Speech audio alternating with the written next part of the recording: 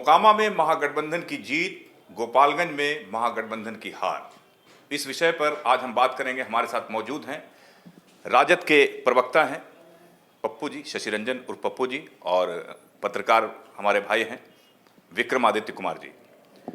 बताया सर, क्या फैक्टर रहा कि गोपालगंज में आप हार गए? देखिए, सबसे पहले आपसे लोगों का अभिवादन है और आपके लोगों की शुभकामना करते हुए हम बताना चाहते हैं कि मेरी हार गोपालगंज में हुई है। हमारे उम्मीदवार वहाँ हार गए हैं। हमारे वोटों में कुछ बिखराव हुआ है और नीति की बात पे हम लोग चुनाव लड़े, उसका परिणाम भी आया कि मोकामा के चुनाव हम लोग जीते और गोपालगंज के चुनाव हम लोग अपने वोटों में बिखराव के कारण हारे हैं। और ओवैसी जी और साधु जी दोनों मिलकर हरा दिए। देखिए, साधु जी हमारे दल में बहुत दिनों से नहीं हैं और वैसे लोगों को अब हमारे दल में शामिल भी नहीं किया जाएगा, जो हमारे नेतृत्व की तरफ से कई एक बार बयान भी आया है।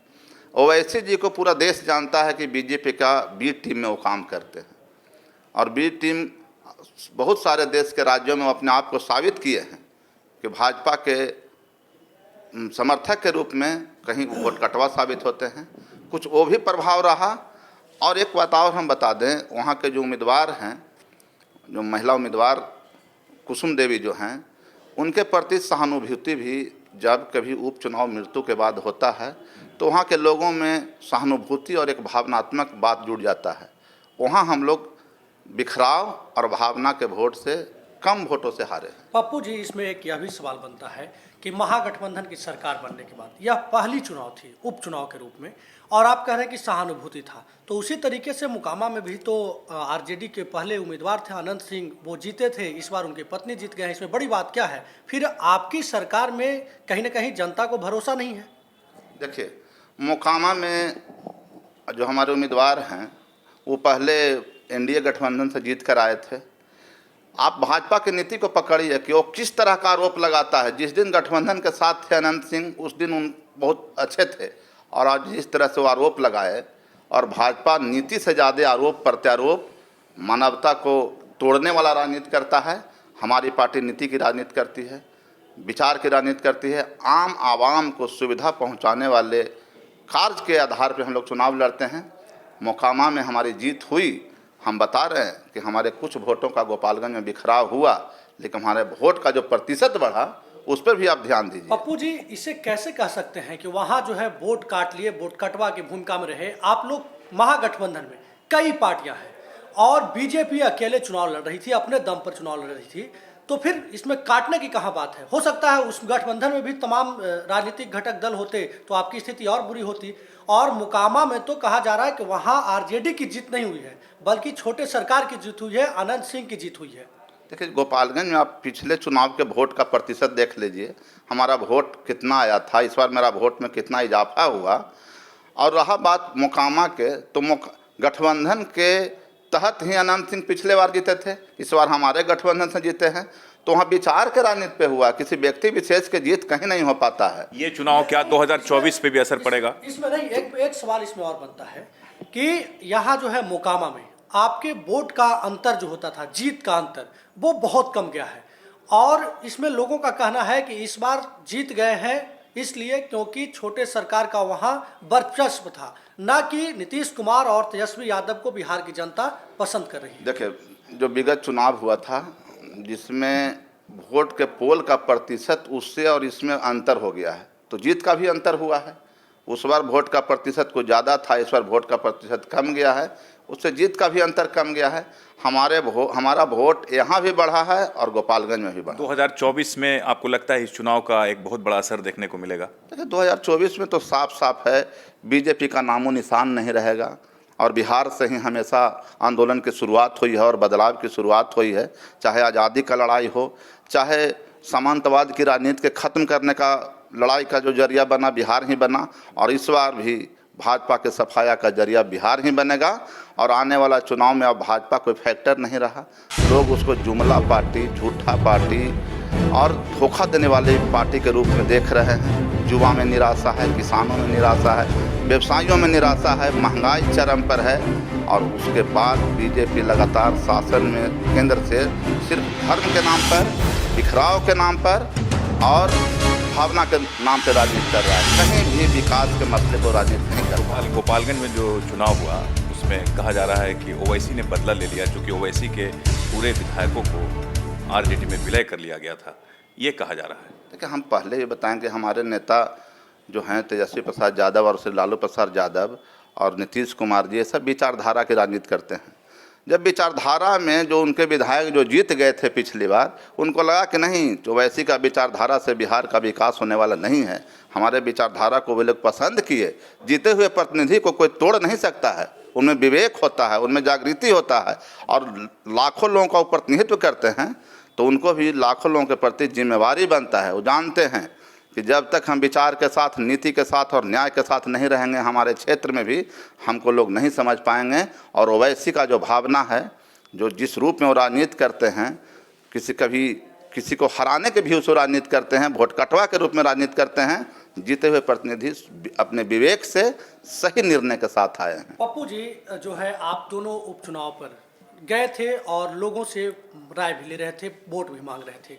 चिराग पासवान का एंट्री इसमें कितना महत्वपूर्ण है, क्या लगता है? गोपालगंज की हार जो है और मोकामा में जो वोट का अंतर हुआ है, वो चिराग पासवान एक फैक्टर के रूप में रहे हैं?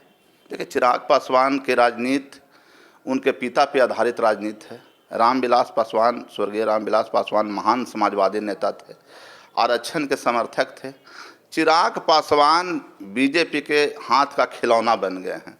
उस बीजेपी का जो महज 6 महीना 7 महीना पहले महान समाजवादी नेता के मूर्ति को तोड़ा गया भाजपाइयों के द्वारा, भाजपा शासन में फ्लैट मैंने उनको टेल करके जिस तरह से बेइज्जत करके हटाया गया, उसके बाद भी अगर चिराग पासवान पद के लोभ में या सत्ता के लोभ में इस तरह का निर्णय, जो उनके समाज के लोग हैं उनको भी बहुत बड़ा नागवार गुजरा। और चिराग पासवान और भाजपा अब कोई फैक्टर रहने वाला नहीं है। तो आप ये कह रहे हैं कि चिराग पासवान सम्मान के लिए जो है बेच करके पद लेना चाहते हैं? चिराग पासवान राजनीति जानते ही नहीं तो लगातार कहते रहे कि हम बीजेपी के हनुमान हैं, नरेंद्र मोदी के हनुमान हैं।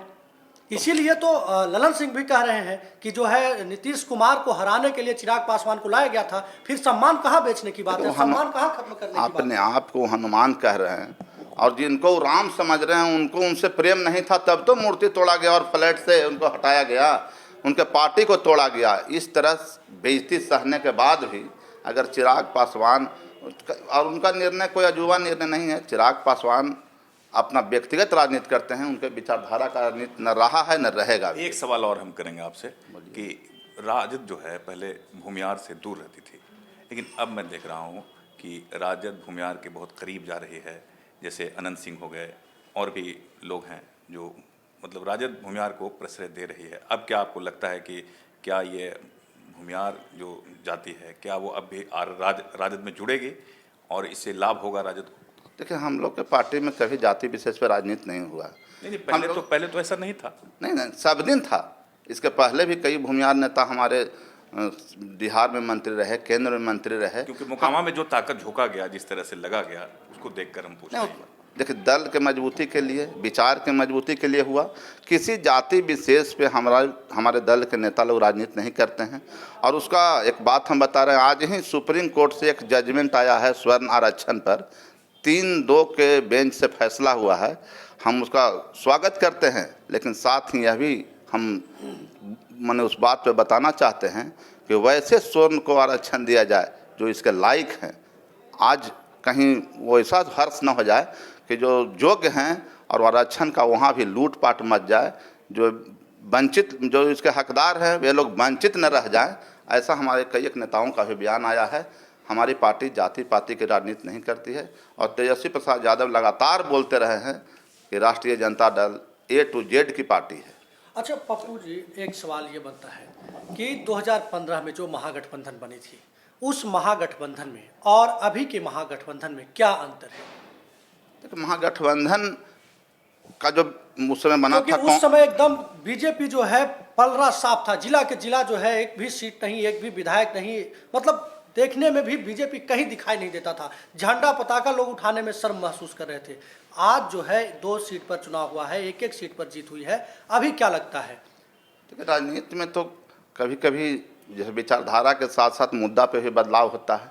आज भारतीय जनता पार्टी को आप मान रहे हैं कि केंद्र में पूर्ण बहुमत की सरकार है, तो उसमें एक भावना और एक पुलवामा जैसा घटना भावना को जोड़ दिया और युवा लोग 2 करोड़ रोजगार से प्रेरित हो गए, तत्कालिक बहुमत उनको मिला। लेकिन जब इन घटनाओं से, जब चीन के मसले पे, पाकिस्तान के मसले पे, रोजगार के मसले पे भाजपा पूर्णतः विफल हुआ, मुद्दा को ही लोग आवाम टिकाऊ माने, तब महागठबंधन में लोगों का माने विस्तार हुआ। जो पुराने नेता थे, जो समाजवादी नेता थे, सब एक हुए और भाजपा को सुपड़ा साफ करने के लिए आने वाला जो चुनाव है उसमें हमारी पार्टी और हमारे पार्टी के लोग तत्पर रहेंगे।